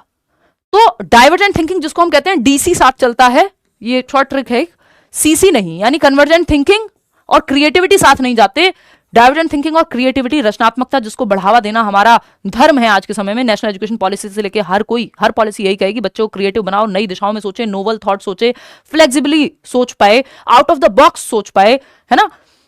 तो कन्वर्जेंट थिंकिंग को हम बढ़ावा नहीं देते, इसका इस्तेमाल है अपना। जैसे आप ये सवाल जब चूज कर रहे हैं तो आप कई ऑप्शन से एक ऑप्शन पे जा रहे हैं जिसमें कन्वर्जेंट थिंकिंग या अभिसारी चिंतन सिकुड़ती हुई, यानी 4 ऑप्शन से एक ऑप्शन पे आए। डाइवर्जेंट थिंकिंग में आपको एक प्रॉब्लम दी गई, आपने ऐसे लिखा, अपने विचार कहे, वो दिशाओं में सोचना है, वो रचनात्मक सोचना है। सी ऑप्शन कह रहे हैं 84% लोग। चलिए देखते हैं। Typical identifying characteristics of creative children include. आपको क्रिएटिव बच्चा ढूंढना है जो दिशाओं में सोचता हो, जिसकी फ्लेक्सिबल थिंकिंग हो, जो डाइवर्जेंट थिंकिंग करता हो। डीसी, डाइवर्जेंट थिंकिंग और क्रिएटिविटी साथ जाते हैं। तो रिजिडिटी से तो आप बच ही जाइए, नहीं तो क्रिएटिविटी दूर दूर तक नहीं आएगी। अभी हमने पढ़ा था रिजिडिटी नेगेटिव होता है। हाई टॉलरेंस फॉर बोर्डम, यानी ये कैरेक्टरिस्टिक है कि बच्चा जो है वो हाई टॉलरेंस होगी उसमें बोर्डम के प्रति, हो सकती है। डाइवर्जेंट थिंकिंग या कन्वर्जेंट थिंकिंग, देखिए कन्वर्जेंट थिंकिंग से भी काम नहीं चलेगा। अगर हाई टॉलरेंस होगी बोर्डम के प्रति तो कुछ नया नहीं सोचेगा। तो बेहतर ऑप्शन इसको हम यूज कर सकते हैं, लेकिन इससे बेहतर ऑप्शन हमारे पास डाइवर्जेंट थिंकिंग है। दिशाओं में सोचना, बच्चे को क्रिएटिव होने के लिए दिशाओं में सोचना पड़ेगा, आउट ऑफ द बॉक्स सोचना पड़ेगा। सिंपल बात है।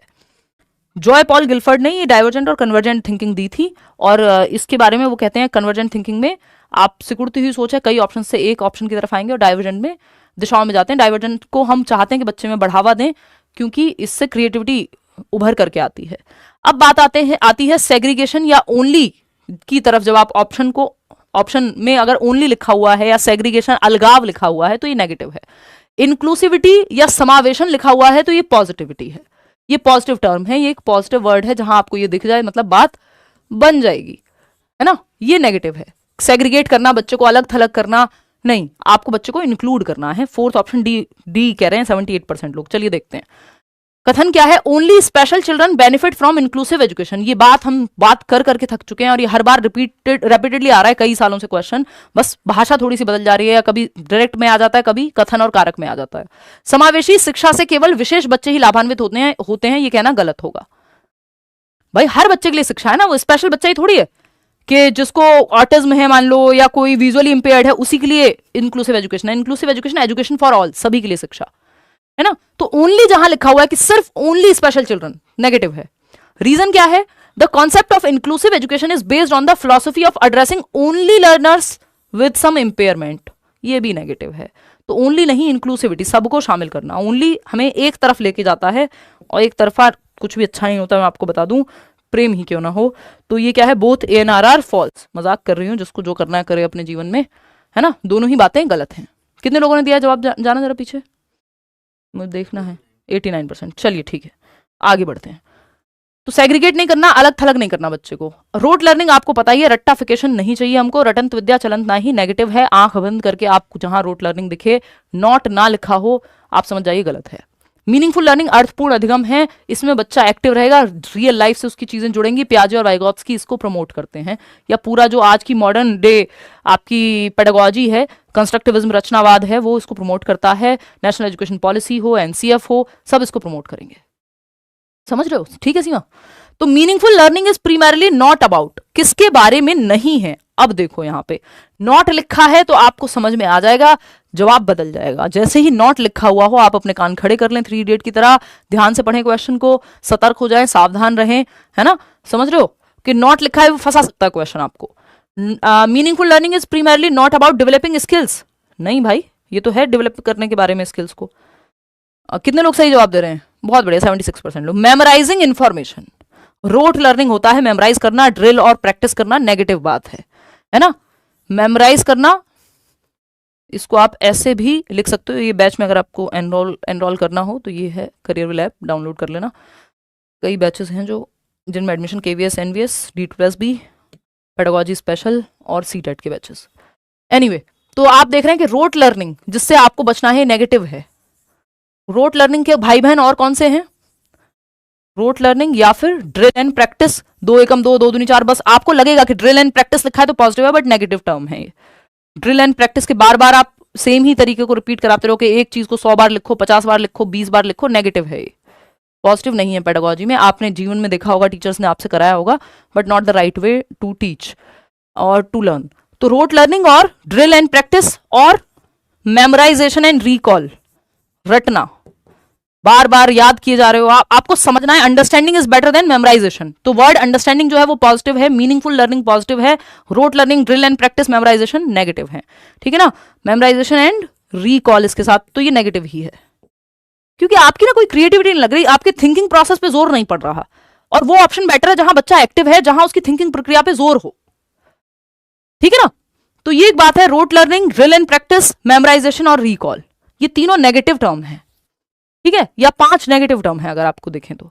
पॉजिटिव क्या है? मीनिंगफुल लर्निंग, एक्टिव है, जहां बच्चा सक्रिय है। तो मेमोराइज करना रट्टाफिकेशन है और ये सही नहीं है, और जो सही नहीं है वही सही है क्योंकि पूछा ही सही नहीं है। अंडरस्टैंडिंग द कॉन्सेप्ट, कॉन्सेप्ट समझना अच्छी बात है, पॉजिटिव है। कंस्ट्रक्टिंग नॉलेज पॉजिटिव है। तो आपको 3 चीजें यहां पॉजिटिव मिली कि स्किल को डेवलप करना पॉजिटिव है, अंडरस्टैंडिंग करना किसी कॉन्सेप्ट की पॉजिटिव है, नॉलेज को कंस्ट्रक्ट करना पॉजिटिव है। लेकिन मेमोराइज करना या जानकारी को सिर्फ याद करना, रट्टा लगाना, ड्रिल एंड प्रैक्टिस करना, वो नेगेटिव है। आगे बढ़ेंगे, क्वेश्चन नंबर ये 14 कर लिए थे हमने, हाँ 15 पे चलेंगे।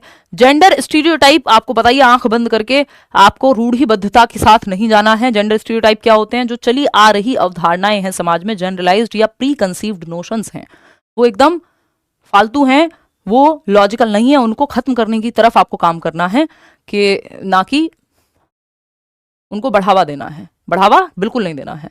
जेंडर इक्विटी, फ्लेक्सिबिलिटी, इक्वालिटी, इनकी तरफ आपको जाना है। जेंडर रोल फ्लेक्सिबिलिटी होनी चाहिए, स्टीरियोटाइपिंग नहीं कि लड़के तो रोते नहीं हैं, है ना, और लड़कियां जो है वो स्पोर्ट्स में ना जाएं, या लड़कियां हैं तो सर्टेन तरह के कपड़े पहने, लड़के हैं तो मेकअप ना लगाएं।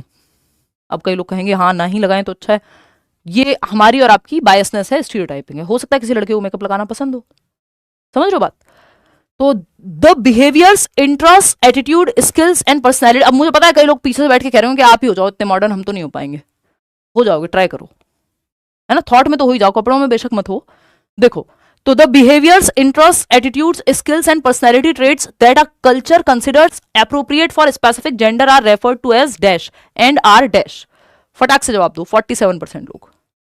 व्यवहार, रुचियां, दृष्टिकोण, कौशल और व्यक्तित्व लक्षण जिन्हें एक संस्कृति विशिष्ट जेंडर के लिए उपयुक्त मानती है, कि ये इंटरेस्ट लड़कियों के होने चाहिए, कि उनको तो खाने में, रंगोली में, फैशन में, इन सब में इंटरेस्ट ही होना चाहिए, है ना। और बिहेवियर्स कि एक सर्टेन तरह से लड़कियों को बात करनी चाहिए, सॉफ्टली बात करनी चाहिए, है ना, उनको शर्माना चाहिए, फलाना ढिमका, ये वो उल्टे जवाब नहीं देने चाहिए, ठीक। एटीट्यूड ऐसा होना चाहिए, ये स्किल्स आनी चाहिए, खाना बनाना तो लड़की को आना ही चाहिए, लड़के को क्यों नहीं आना चाहिए भाई, उसे भी सिखा लो, है ना। And personality traits that our culture considers appropriate for specific gender. और पर्सनैलिटी ट्रेट्स जैसे करेज लड़कों से जोड़ दिया जाता है, केयर होगी तो लड़कियों से जोड़ दी जाएगी, जो कि दोनों ही लोगों में सारे ट्रेट्स पॉसिबल होते हैं। किस ट्रेट को बढ़ावा दिया गया है और इंडिविजुअल डिफरेंस का भी मामला है, ठीक है ना। तो अगर हम देखें for specific gender are referred to as, अब ये जो आपने स्किल्स, एटीट्यूड, पर्सनैलिटी ट्रेट, इन सब को जोड़ दिया किसी स्पेसिफिक जेंडर से, तो ये जेंडर रोल हो गया, और यही बाद में जाकर के स्टीरियोटाइप बनेगा बाद में। जेंडर रोल, जब आपने जेंडर रोल को ये कह दिया, थोप दिया, तो फिर वो स्टीरियोटाइप एक ना एक दिन बनना ही है। एंड आर कल्चरली डिफाइंड, अलग अलग कल्चर अलग अलग तरह से जेंडर रोल्स को डिफाइन करता है। हो सकता है जो इंडिया में हम नॉर्मल मान रहे हैं किसी और देश में वो ना हो, या किसी और देश का नॉर्मल यहां का नॉर्मल ना हो, ठीक है। तो जेंडर रोल्स भी अलग अलग संस्कृति, अलग अलग समाज के हिसाब से बदल सकते हैं। तो और हमारे ही समाज में समय के साथ बदलते रहते हैं।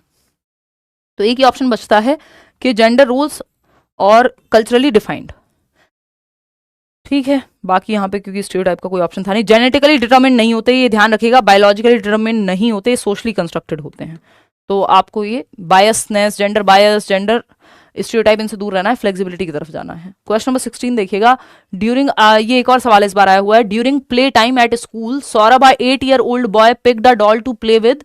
एक 8 साल के बच्चे सौरभ ने प्ले टाइम यानी गेम्स पीरियड के दौरान एक डॉल को उठाया खेलने के लिए। Some of his peers made fun of him, उसके जो दोस्त थे, उसकी उम्र के लोग थे, उन्होंने मजाक उड़ाया, हा हा लड़का होके डॉल से खेलता है। For his choice of toy as a teacher who wants his students to grow up with gender role flexibility, यही बात हम अभी कर रहे थे ना, कि आप वो टीचर हैं जो चाहते हैं कि आपके बच्चे जेंडर रोल फ्लेक्सिबिलिटी के साथ बड़े हों। भाई हो सकता है किसी बच्चे को डॉल पसंद आ रही हो, आधे लड़के तो जिनको पिंक कलर पसंद हो तो ना करें वो, क्योंकि इतना स्टीरियोटाइप कर दिया गया है कि लड़कियों के लिए पिंक कलर और लड़कों के लिए ब्लू कलर। स्टीरियोटाइप पे ठप्पा लगा दिया आपने, इंडिविजुअल डिफरेंसेस को खत्म ही कर दिया, समझ रहे हो ना। तो which of the following would be the best response to the situation by the teacher, यानी अब वो टीचर हैं आप जो लैंगिक भूमिकाओं के संदर्भ में लचीलापन चाहते हैं, जेंडर रोल में फ्लेक्सिबिलिटी होनी चाहिए, फिक्स नहीं होना चाहिए, क्योंकि समाज ने कह दिया है तो यही होगा एक जेंडर के लिए, है ना। लड़के भी रो सकते हैं या कोई भी रो सकता है, क्योंकि वो भी ह्यूमन ही है, नॉर्मल इमोशन है, तो ये फ्लेक्सिबिलिटी आपको चाहिए।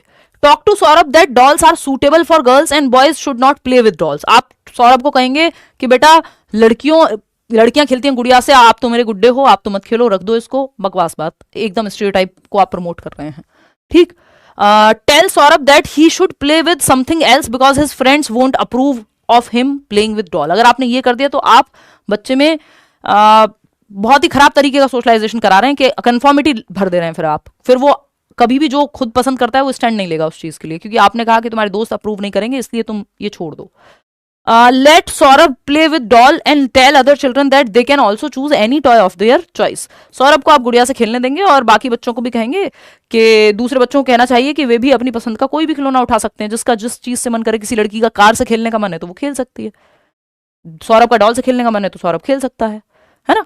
अब ये सिर्फ यहां जवाब में नहीं कि 94% लोग सही जवाब दे रहे हैं, जिस दिन जीवन में उतार लोगे तब पता लगेगा कि कितना मुश्किल है या कितना मजेदार है। डिपेंड करेगा आप कितने रीढ़ की हड्डी वाले व्यक्ति हैं। Quietly take away the doll and give a car toy to Saurabh without saying anything. बकवास बात, ठीक है। तो जेंडर रोल फ्लेक्सिबिलिटी में चीजों को, एटीट्यूड को, कपड़ों को, बिहेवियर को नहीं जोड़ना है किसी जेंडर से, अगर आपको जेंडर रोल फ्लेक्सिबिलिटी के साथ चलना है, जो कि पॉजिटिव टर्म है। नेगेटिव की जब हम बात कर रहे हैं, ये क्वेश्चंस का सीक्वेंसिंग मुझे, हाँ ठीक है। क्वेश्चन नंबर 17 देखिएगा, सोशल एक्सक्लूजन और इंक्लूजन। तो इंक्लूजन एनी डे बेटर है, सेग्रीगेशन या एक्सक्लूजन बेटर नहीं है। तो to cater to students from disadvantaged background, यानी वो बच्चे जो वंचित समूह वर्ग से आते हैं, चाहे वो आर्थिक स्थिति से, जाति के आधार पे, धर्म के आधार पे, किसी भी आधार पे समाज ने उनको हाशिए पे रखा है ना, उतने मौके नहीं मिल पाए जितने बाकी लोगों को मिल रहे थे। तो वंचित पृष्ठभूमि के छात्रों का समायोजन करने के लिए शिक्षकों को किसका पालन करना चाहिए? कई बार लड़कियां भी डिसएडवांटेज पोजीशन में ही पाई जाती हैं समाज में। क्यों? क्योंकि उतने मौके उनको दिए ही नहीं जा रहे जितने शायद उनके भाई को या उनके पिताजी को मिले हैं। तो disadvantage background teacher should practice what? जो बच्चे डिसएडवांटेज या वंचित पृष्ठभूमि से आए हुए हैं, ऐसे जाति संप्रदाय से आए हुए हैं जिनको हमेशा पिछड़ा ही माना जाता रहा है, तो क्या करे टीचर? सोशल एक्सक्लूजन कर दे, इनको अलग थलग कर दे कि तुम बाकी बच्चों के साथ मत बैठा करो, उनके साथ खाना मत खाया करो। नहीं, अभी मूवी आई थी कौन सी आई थी वो, धड़क 2, तो उसमें इस चीज पे चर्चा हुई है, देखिएगा, अच्छी मूवी है, मतलब पेपर के बाद देखिएगा प्लीज। सोशल मार्जिनलाइजेशन, सामाजिक हाशियाकरण, ये भी नहीं करना है आपको, उनके साथ अलग थलग नहीं करना है। स्टैंडर्डाइज करिकुलम पहले ही बात कर चुके हैं कि ये बहुत अच्छा तरीका नहीं है, फ्लेक्सिबिलिटी पे जाएंगे हम। Differentiated instruction is the best, अभी थोड़ी देर पहले भी हम चर्चा कर रहे थे।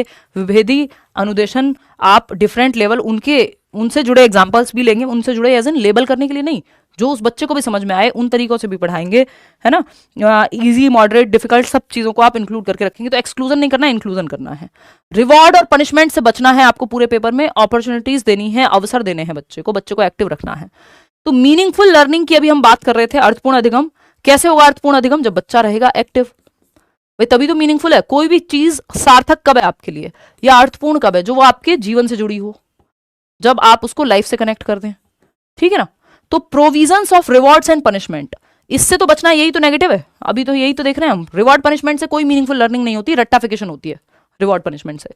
Opportunities to interact with each other, हाँ बच्चे यहाँ एक्टिव है, जिस ऑप्शन में बच्चा एक्टिव है, सिंपल तरीका है, ये सालों से मैं कहते हुए आ रही हूँ, वो आपको बचा लेगा। वो ऑप्शन सही ही होता है जहां बच्चा एक्टिव है, सबसे ज्यादा एक्टिव है बल्कि। तो यहाँ बच्चा सक्रिय है, एक दूसरे के साथ संवाद करके, अपॉर्चुनिटीज, अवसर मिल रहे हैं इंटरेक्ट करने के। बाकी के 2 ऑप्शन भी देखेंगे। Reflections on learning, how to learn, यानी बच्चा रिफ्लेक्ट कर पा रहा है, चिंतन कर पा रहा है, प्रकाश डाल पा रहा है कि कैसे सीखते हैं, इस बात पे वो चिंतन कर पा रहा है, यानी अवसर मिल रहा है सोचने का। तो सेकंड और थर्ड दोनों ही सही हैं। रिवॉर्ड पनिशमेंट से आपको बचना है, बच्चे को एक्टिव रखना है, आपको अपॉर्चुनिटीज देनी है उसको एक्टिव होने की, सोचने की, समझने की, जहां उसका दिमाग चले, शरीर चले। बच्चा जितना एक्टिव है, जितने ज्यादा सेंसेस इन्वॉल्व हैं, उतने अच्छा है। टीचर सेंटर्ड क्लासरूम हमको नहीं चाहिए, हमको चाहिए learner centred classroom. Teacher centred में सिर्फ टीचर एक्टिव होता है, लर्नर सेंटर्ड में टीचर और बच्चे दोनों एक्टिव होते हैं। सिंपल सिंपल सिंपल, फटाक से जवाब दे दो, आसान सवाल है। असर्शन क्या है? Learner centred approach is one where text book is the centre of all learning. Possible ही नहीं है। लर्नर सेंटर्ड में टेक्स्ट बुक या टीचर नहीं होगा सेंटर में, लर्नर होगा, यानी चाइल्ड होगा, यानी बच्चा होगा, स्टूडेंट होगा। रीजन क्या है इसका? Students in middle school learn best when asked to reproduce the textbook. Reproduce का मतलब है रट्टा लगा लिया है उन्होंने और उसी को उगल रहे हैं पेपर पे, दोनों ही गलत हैं। तो सिंपल है, both are false, fourth option. तो हमें वो चाहिए जहां बच्चा एक्टिव हो, यानी बच्चा सेंटर में हो, बच्चा और टीचर दोनों एक्टिव हो। एक्टिविटीज सेंटर में ना हो, टीचर और स्टूडेंट सेंटर में ना हो, स्टूडेंट सेंटर में हो, उनके हिसाब से चीजें बने। ठीक है जी, आगे बढ़ेंगे। ब्लैंक स्लेट या स्टिमुलस रिस्पॉन्स या रिवॉर्ड पनिशमेंट को एकदम सिरे से नकारना है, नेगेटिव है ये। को कंस्ट्रक्शन पॉजिटिव है, यानी साथ में मिलके बच्चे जो है को कंस्ट्रक्ट कर रहे हैं, सृजन कर रहे हैं ज्ञान का। तो इन द कंस्ट्रक्टिविस्ट व्यू, जिससे पियाजे और वाइगॉत्स्की बिलोंग करते हैं, जो कहता है बच्चा लिटिल साइंटिस्ट है, बच्चा सीख सकता है, एक्टिव सक्रिय रूप से मीनिंगफुल लर्निंग कर सकता है, बच्चा ब्लैंक स्लेट नहीं है। बच्चा जब स्कूल में आता है तो अपने अनुभव लेकर के आता है। वो 6 साल का बच्चा है, जब पहली क्लास में एडमिशन ले रहा है, तो आपको क्या लगता है 6 साल तक ना उसने कहीं ट्रेवल किया, ना वो कभी नानी के यहाँ गया, ना उसने आसपास दुनिया देखी, ना कोई कार्टून देखा, कोई अनुभव ही नहीं है, उसका ब्लैंक स्लेट है, वो खाली तख्ती है, एम्प्टी वेसल है, खाली बर्तन है। या स्टिमुलस और रिस्पॉन्स को जोड़ के पढ़ा दो, उद्दीपक उद्दीपन को, उद्दीपक और अनुक्रिया को, नहीं, ये क्या हो जाएगा, ये रट्टाफिकेशन हो जाएगी, है ना। ये व्यवहारवादी व्यू पॉइंट हो जाएगा, यानी जिसको हम बिहेवियरिस्टिक व्यू पॉइंट कहते हैं, और कंस्ट्रक्टिविस्ट व्यू पॉइंट है जहां बच्चा एक्टिव है। और हमारा पूरा जो कहानी, हमारा एनसीएफ से लेकर सब कुछ कंस्ट्रक्टिविज्म पे बेस्ड है। मॉडर्न डे में हम जो पेडागोजी अपनाते हैं वो रचनावाद को ध्यान में रखते हुए, सेंटर में रखते हुए अपनाते हैं। व्यवहारवादी तो जॉन लॉक ने कहा है कि ब्लैंक स्लेट है बच्चा, खाली तख्ती है, क्ले मिट्टी है, एम्प्टी वेसल है, कुछ भी बना दो, कैसे भी बना दो। इसको हम मॉडर्न डे में अच्छा नहीं मानते। तो learning is simply writing associations on the blank slate of our brains. तो ब्लैंक स्लेट मानना ही नहीं है आपको, बच्चे को एक्टिव मानना है। एक्टिव कंस्ट्रक्टर ऑफ नॉलेज है वो, ज्ञान का सक्रिय निर्माता है बच्चा। इंडिविजुअल्स आर पैसिवली इन्फ्लुएंस्ड, ये तो वर्ड अपने आप में नेगेटिव है, बच्चों को पैसिव नहीं रखना। इंडिविजुअल्स आर कंडीशनड, कंडीशनिंग भी, स्टिमुलस रिस्पॉन्स भी, ब्लैंक स्लेट भी, ये सब व्यवहारवादियों के शब्द हैं, इनसे दूर रहना है। रिवॉर्ड पनिशमेंट ये सब नेगेटिव है। इज अ प्रोसेस ऑफ को कंस्ट्रक्शन ऑफ नॉलेज। को कंस्ट्रक्शन का मतलब क्या है, बच्चे भी साथ में ज्ञान का सृजन कर रहे हैं, एक दूसरे के साथ, टीचर के साथ मिल करके, ठीक है, वो भी ज्ञान में पूरी, उनका भी एक भागीदारिता है, सह निर्माण कर रहे हैं ज्ञान का। फियरफुल एनवायरमेंट, जहां भय का माहौल हो, है ना, बच्चे को छड़ियां पड़ती रहे, वो थॉर्नडाइक वाला term, spare the rod and spoil the child, वो नहीं करना है आपको कि डंडा हटाओ और बच्चा बिगड़ जाएगा। तो सुबह शाम वो वाले मास्टर नहीं बनना है पुराने जमाने में, है ना।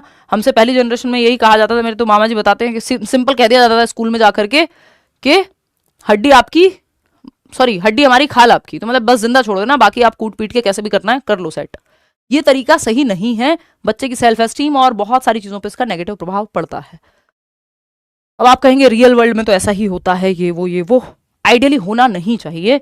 वो एक अलग बात है कि कई बार माहौल ऐसा होता है कि ये सब चीजें होती हैं, बट होना नहीं चाहिए, है ना। हम उस, और क्योंकि ऐसा नहीं है कि ये रिसर्चेस प्रॉपर हुई हैं जहां नहीं हुआ है और तरीके सही अपनाए गए हैं, अभी भी होता ही है of course, but not the right way. Corporal punishment तो राइट टू एजुकेशन एक्ट के तहत बैन है, बट बहुत स्कूल्स में आपको ये होता हुआ नजर आ जाएगा, कॉमनली दिख जाएगा आज भी, जो कि दुखद है अपने आप में, है ना। कंप्लेंट्स भी होनी चाहिए। एनीवे, तो फियरफुल एनवायरमेंट यानी भयपूर्ण वातावरण नहीं होना चाहिए क्लास में, कॉन्ड्यूसिव एनवायरमेंट होना चाहिए, नर्चरिंग एनवायरमेंट होना चाहिए, जहां बच्चा फल फूल सके एक पौधे की तरह, है ना। नर्चरिंग एनवायरमेंट होना चाहिए, एम्पावरिंग एनवायरमेंट हो सके, जहां बच्चा बढ़ सके, उसके लिए बेहतरीन माहौल, जहां वो अपने हाईएस्ट पोटेंशियल तक पहुंच सके। AQI 700 ना हो, है ना। एनवायरमेंट में सब कुछ आ जाएगा, चाहे वो साइकोलॉजिकल हो, चाहे वो फिजिकल एनवायरमेंट हो, समझ रहे हो। देखो आप हम क्या हवा पानी दे रहे हैं बच्चों को या खुद को। Fearful environment dash should be the basis for a conducive classroom environment. Dash जो है अधिगम के लिए उचित कक्षा वातावरण का आधार होना चाहिए। प्रिंसिपल्स ऑफ कंडीशनिंग से बचना है, रीइंफोर्समेंट, पनिशमेंट, इन सब से बचना है आपको। कंपटीशन पहले नेगेटिव है, हम बात कर चुके हैं। अब ये मत कह देना इंडिविजुअलिज्म लिखा हुआ है, भाई जब शुरुआत ही गलत हो गई तो बात खत्म हो गई। कोऑपरेशन एंड कोलैबोरेशन जो है वो पॉजिटिव है, सहयोग, और सेग्रीगेशन, लेबल करना बच्चों को अपने आप ही में ही नेगेटिव होता है। आगे बढ़ेंगे, एंटिटी व्यू और फिक्स्ड एबिलिटी व्यू, यानी लर्निंग का, ये इस बार का ही आया हुआ सवाल है, इस पर हम चर्चा कर भी चुके हैं, और इसका जो ऑफिशियल जवाब है वो भी हम चर्चा कर चुके हैं। फटाक से आप जवाब दो। हाँ,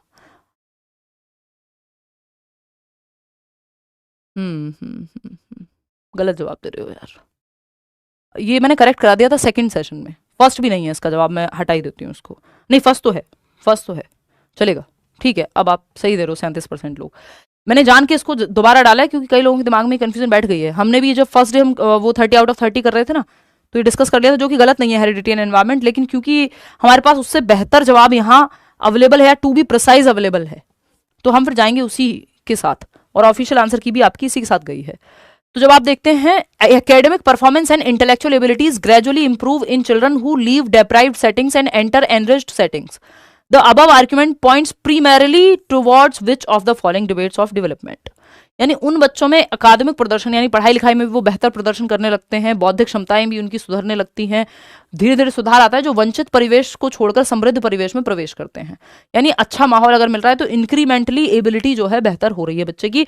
मुख्य रूप से किसकी तरफ इशारा करता है? तो अब अगर आप बिल्कुल प्रीमैरली ही देखेंगे तो ये एंटिटी वर्सेज इंक्रीमेंटल व्यू है, आता ये हेरिडिटी एंड एनवायरमेंट के ही अंदर है कहीं ना कहीं, क्योंकि ये नेचर और नर्चर की ही डिबेट है अगर देखा जाए तो, क्योंकि एनवायरमेंट ही चेंज हुआ है ना at the end of the day. But उसके साथ जाना नहीं है, एक नंबर नहीं मिलेगा।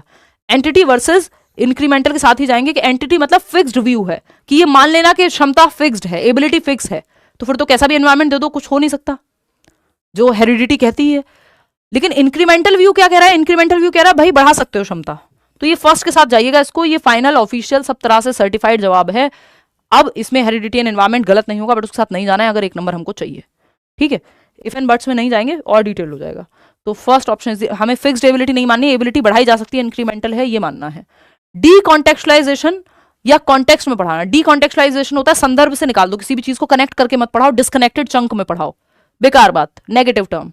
पॉजिटिव क्या है? कॉन्टेक्स्ट, संदर्भ में पढ़ाइए, जीवन से जोड़ करके पढ़ाइए, कनेक्ट कर दीजिए आप, तो बच्चे की जीवन से बेस्ट ही हो जाएगा, है ना। तो ये कॉन्टेक्स्ट में पढ़ाना, संदर्भ में पढ़ाना सही है, सिखाना सही है। डी कॉन्टेक्चुअलाइज या डी चंक, डिसकनेक्टेड चंक, यानी पहले चैप्टर से दूसरा चैप्टर कनेक्टेड ही नहीं है, तो वो कोई सेंस नहीं बनाएगा, फिर बच्चे को याद नहीं रह पाएगा, वो रट्टाफिकेशन में चला जाएगा फिर, तो ये नेगेटिव मानते हैं हम इसको। In order to facilitate meaningful learning, अगर अर्थपूर्ण अधिगम चाहिए तो कॉन्टेक्स्ट में पढ़ाओ, रट्टाफिकेशन कराना है तो डी कॉन्टेक्चुअलाइज या डी डिसकनेक्टेड चंक में पढ़ा दो। Which of the following elements of processing information is helpful? Decontextualization negative है, पहले ही कह चुके हैं हम। इलैबोरेट करना, विस्तार में जाना, किसी चीज के संदर्भ को समझना, प्रॉपर डिटेल्स समझना, ये पॉजिटिव है। कितने लोग सही जवाब दे रहे हैं? 40% सिर्फ। स्टिमुलस रिस्पॉन्स कंडीशनिंग अभी बात की थी, ये नेगेटिव है। एसआर बॉन्ड, ब्लैंक स्लेट याद कीजिए, रिवॉर्ड पनिशमेंट, ये सब नेगेटिव है। डीकॉन्टेक्चुअलाइजेशन नेगेटिव है, रोट मेमोराइजेशन, रट्टाफिकेशन पहले ही नेगेटिव है, तो ऑप्शन ही एक बच रहा है पॉजिटिव, और इसमें भी आप लोग बस 40% लोग सही जवाब दे रहे हो, फिर कहते हो आसान सवाल है। 60% लोग गलत जवाब देके फिर कहते हैं आसान सवाल है। वाह वाह शम्पी वाह। चलिए, तो स्टैंडर्डाइज्ड यानी मानकीकृत परीक्षण, ऐसे थोड़ी रील्स आप ही देखते हो, हम भी देखते हैं भाई रील, बहुत लेट शुरू किया बट कर दिया है शुरू। देखिए, अगर हम देखें तो यहां पे जो है पीडीएफ मिल जाएंगे एक साथ सारी। अगर हम देखें तो यहां हमें एक चीज समझ में आ रही है, कल्चरली रिस्पॉन्सिव टीचिंग होनी चाहिए, यानी सांस्कृतिक रूप से रिलेट कर पाए आप बच्चे से। देखो इधर, अब मानकीकृत नहीं, हमको यूनिफॉर्म इंस्ट्रक्शन नहीं चाहिए, यूनिफॉर्म इंस्ट्रक्शन नहीं चाहिए, हमें सिर्फ एक मेथड से नहीं पढ़ाना है, स्टैंडर्डाइज तरीका नहीं चाहिए हमको, मल्टीपल वेज, या फिर हमको चाहिए कल्चरली रिस्पॉन्सिव वेज, यानी बच्चे की लाइफ से उसके कल्चर से जोड़ के पढ़ाओ। असर्शन क्या है यहाँ पे? Classroom pedagogy should be culturally responsive to meet the needs of students from diverse background, unity in diversity, हर तरह का बच्चा होगा, आपको सबकी नीड्स को फुलफिल करना है, पॉजिटिव है। अगर हम देखिए इसका रीजन क्या है, equity in classroom can be measured only through standardised curriculum, negative है, स्टैंडर्डाइज्ड करिकुलम नेगेटिव है, हमको कल्चरली रिस्पॉन्सिव टीचिंग चाहिए, तो दोनों नहीं, एक सही है इसमें, A is true but R is false, fourth option सही जवाब दे रहे हो 71% लोग। चलिए आगे बढ़ते हैं, एक दो सवाल और हैं आपके। जैसे हम, यार मुझे इतना डाउट क्यों हो रहा है, जैसे अच्छा ठीक है, मैं नंबर ही आज आगे पीछे हो जा रहे हैं दिमाग में।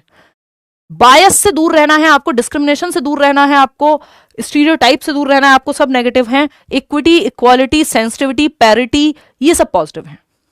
बात सही है नहीं? चलिए, तो अगर हम देखें असर्शन क्या है, teachers should constantly examine their own attitudes and biases while working with children. भाई टीचर्स के भी तो अपने बायसेस हो सकते हैं, अपने पूर्वाग्रह हो सकते हैं, वो किसी जाति संप्रदाय समुदाय से आ रहे हो और उनको लगता हो यही सही है, उन्होंने अपने बायस बनाए हुए हों, तो अपने बायसेस पे भी आपको ध्यान देना कि कहीं बच्चे के साथ तो आप अपने बायस के चक्कर में कुछ पार्शियलिटी नहीं कर दे रहे हैं, है ना।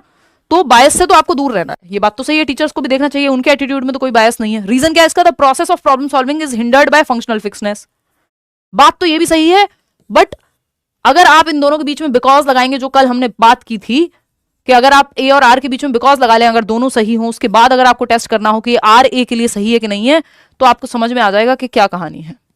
क्योंकि लगा लो बीच में, क्योंकि सास भी कभी बहू थी, समझ में आ जाएगा आपको। 4 ऑप्शन कह रहे हैं 45% लोग, सब ढह गए इस जवाब में, क्योंकि आपके सिलेबस से बाहर की बात हो गई, या आपने सोचा हुआ है या तो ए एंड आर दोनों सही है तो रीजन भी सही होगा, है ना, समझ रहे हो, जो कि गलत है। Teachers should constantly examine their own attitude, teacher को अपने बायसेस को चेक करते रहना चाहिए, बात सही है, ट्रू, तो ए ट्रू हो गया। रीजन क्या है, the process of problem solving is hindered by functional fixedness, यही पहला क्वेश्चन किया था हमने कि फंक्शनल फिक्सनेस से तो प्रॉब्लम सॉल्विंग में बाधा बनती है, क्योंकि आपने एक ही तरीका अपना लिया प्रॉब्लम को सॉल्व करने का, और ये तो नेगेटिव हो जाएगा, क्योंकि जरूरी थोड़ी एक ही तरीके से प्रॉब्लम सॉल्व हो जाए, तो फंक्शनल फिक्सनेस तो नेगेटिव टर्म है, नेगेटिव कीवर्ड है, नेगेटिव टैग वर्ड है, तो ये बात एकदम सही है कि प्रॉब्लम सॉल्विंग में बाधा बनेगा फंक्शनल फिक्सनेस। लेकिन क्या ये दोनों एक दूसरे के लिए सही है कि नहीं है, तो बिकॉज लगा के देख लो कि टीचर्स को अपने एटीट्यूड को एग्जामिन करते रहना चाहिए, क्योंकि प्रॉब्लम सॉल्विंग में फंक्शनल फिक्सनेस बाधा बनती है, दो अलग बातें हैं, है ना, यहां प्रॉब्लम सॉल्विंग की बात हो रही है, वहां बायस की बात हो रही है, तो ये रीजन सही नहीं है। Both A and R are true but R is not the correct explanation of A. ठीक है जी, ये बात क्लियर है, आगे बढ़ेंगे। क्वेश्चन नंबर 26 देखिएगा, एक सवाल और है इसके बाद। नेग्लेक्ट ऑफ प्रायर नॉलेज और build on old knowledge. Prior knowledge होती है प्रीवियस नॉलेज, पूर्व ज्ञान, इसको नेग्लेक्ट नहीं करना है, इसको आधार बनाना है बच्चे की प्रीवियस नॉलेज को, जो भी बच्चा घर से लेके आए वो सब पॉजिटिव है, यानी उसका पूर्व ज्ञान, यानी उसकी ओल्ड नॉलेज, उसकी प्रीवियस नॉलेज, उसका कल्चर, उसकी भाषा, उसका खाना, उसका पहनावा, एवरीथिंग, उस पर बिल्ड ऑन करना है आपको, ठीक है ना। तो अगर आप देखें what is the role of prior knowledge in constructivist learning, रचनावादी या संरचनावादी अधिगम में पूर्व ज्ञान की क्या भूमिका है। भाई कंस्ट्रक्टिविस्ट कहेंगे नॉलेज को बिल्ड करो, कंस्ट्रक्शन होगी प्रीवियस नॉलेज से, तो जैसे नींव के ऊपर आप बनाते हैं मंजिला इमारतें, वैसे ही प्रीवियस नॉलेज बच्चे के लिए नींव के जैसा है, तो कंस्ट्रक्टिविस्ट तो कहेंगे इस पे तो हम बना लेंगे इमारत, प्रायर नॉलेज तो इंपॉर्टेंट है, prior knowledge is important for building connections and facilitating new learning, हाँ यही कहेंगे, तो prior knowledge is only important for advance learners who already familiar with the topic, नहीं सबके लिए इंपॉर्टेंट है प्रीवियस नॉलेज ओनली, तो वैसे भी आपको बताइए शुरुआत में बताया था। Prior knowledge can hinder the learning process, नहीं भैया मदद मिलती है पूर्व ज्ञान से, पूर्व ज्ञान से नए ज्ञान को, नोन टू अननोन जाते हैं, ज्ञात से अज्ञात जाते हैं, तो फर्स्ट ऑप्शन ही एकमात्र सही जवाब है। सेकंड ऑप्शन क्यों दे रहे हो भाई, only important for advanced learners who are already familiar, मतलब वो बच्चा जो वीक है और जो उसको आता है वो जरूरी नहीं है उसकी प्रीवियस नॉलेज इंपॉर्टेंट नहीं है नया सिखाने के लिए, बस एडवांस्ड बच्चों की ही प्रीवियस नॉलेज जरूरी है, प्रणाम, ऐसा नहीं होता, हर बच्चे की प्रीवियस नॉलेज इंपॉर्टेंट है। इनएक्टिव प्रोसेस यानी सीखना एक पैसिव प्रक्रिया है, इसको आप पैसिव भी लिख सकते हो, ये नेगेटिव टर्म है अपने आप में, ये नेगेटिव कीवर्ड है, समझ रहे हो। एक्टिव होना बच्चे का, डिबेट करना, डिस्कशन करना, एक्सप्लोर करना, ये सब पॉजिटिव बातें हैं, अन्वेषण करना, डिस्कवरी करना, ये सब पॉजिटिव टर्म है। नेगेटिव सिंपल इनएक्टिव होना बच्चे का, ठीक है। असर्शन क्या है इसमें, teachers should encourage debates, discussions and collaboration among students, बच्चे एक्टिव हैं, सिंपल सही है। रीजन क्या है, knowledge production is an inactive process, passive process, निष्क्रिय है, बच्चे सो जाएं क्लास में लेक्चर चलता रहे, गलत बात है। An engagement in group activities hinders, यानी बच्चों को अगर एंगेज करोगे तो ये तो बाधा बन जाएगा बच्चे के सीखने में, फालतू बात है, नेगेटिव है, इनएक्टिव नहीं होगा, एक्टिव होगा, अभी हमने पढ़ा है, तो A is true but R is false. Third option is the right answer, 68% लोग सही जवाब दे पा रहे हैं आउट ऑफ 27, कितने क्वेश्चंस ठीक हुए, ये टर्म्स आपको अलग से एक लिस्ट में शेयर कर दूंगी नोट्स में, है ना, तो वो भी आपको मिल जाएंगे यहाँ, ये कल ही मैं शेयर करा देती हूँ आपको लिस्ट, है ना राहुल, कल करा देंगे ये एक बार। हाँ दी एंड, गुड नाइट हो जाओ अब आप लोग, अपने अपने घर जाओ, चलो हो गया आज का खेल खत्म, आई मीन घर पे ही हो आप अपने, लेकिन ऐसे कहते हुए अच्छा लगता है, फील आती है जैसे क्लास खत्म हो गई हो, है ना। चलिए इसके अलावा कोई और डाउट हो तो कमेंट्स में पूछ लीजिएगा, लाइक शेयर सब्सक्राइब आप कर लीजिएगा, आज के लिए हम इतना ही रखेंगे। आउट ऑफ 27 क्वेश्चंस आपके कितने ठीक हुए वो आप बता दीजिएगा, और कल हम लोग मिलते हैं, कल 30 मिक्स्ड क्वेश्चंस करते हैं, देखते हैं आप में से कितने लोग ठीक जवाब देते हैं उनका, है ना, कल थोड़े से हम ठीक क्वेश्चन करेंगे, ठीक है सरकार, tata bye bye, take care, revise कर लीजिएगा, रट्टे मत लगाइएगा, क्वेश्चंस इंपॉर्टेंट नहीं है ये वाले सेशन में, इस सेशन में आपके टैग वर्ड्स इंपॉर्टेंट है, ठीक है। गुड नाइट, कल मिलते हैं 9-10 बजे, जितने भी बजे मौका मिलेगा, कल ऑफलाइन क्लास भी है ना, और फिर परसों से मैं छुट्टी पे हूँ, चलिए टेक केयर, फिर उसके बाद हम तसल्ली से जनवरी में एक महीना हम बहुत अच्छे से पढ़ेंगे, फिर रोज रोज मिलेंगे, चलिए बाय बाय, गुड नाइट।